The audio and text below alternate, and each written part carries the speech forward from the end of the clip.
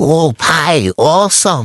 অনেক সুন্দর লাগছে। এটা হচ্ছে যশোর পল্লী বিদ্যুৎ সমিতি এক, বেনাপোল 33, যে কারেন্টের যে কি বলে স্টেশন নাকি একটা হাবিজাবি, যাই হোক। আচ্ছা, সামনেই বিদ্যুৎ লাইনের ওইখানে একটা সুন্দর একটা গাছ আছে, গাছটার নাম আমি জানি না। মানে আমি যতটুকু ধারণা বস্তু, এই যে কৃষ্ণচূড়া ফুল আছে ওইটা। ও ভাই, অসম! অনেক সুন্দর লাগছে, তবে এটার ফুল সব ঝরে গেছে আর কি।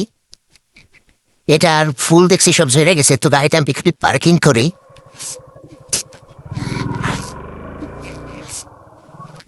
তো নিচে যেটা দেখছেন, এটা হচ্ছে এই গাছের ফুল। এই গাছের নামটা যা জানেন অবশ্যই কমেন্ট বক্সে জানাই যাবেন। গাছটা কিন্তু আসলে সুন্দর লাগছে।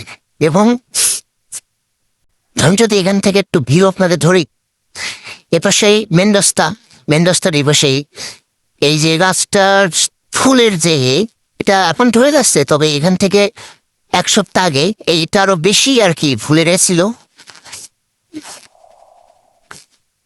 আমি একটু, এটা হচ্ছে যশোর পল্লী বিদ্যুৎ সমিতি এক, বেনাপোল 33, যে কারেন্টের যে কি বলে স্টেশন নাকি একটা হাবিজাবি, যাই হোক।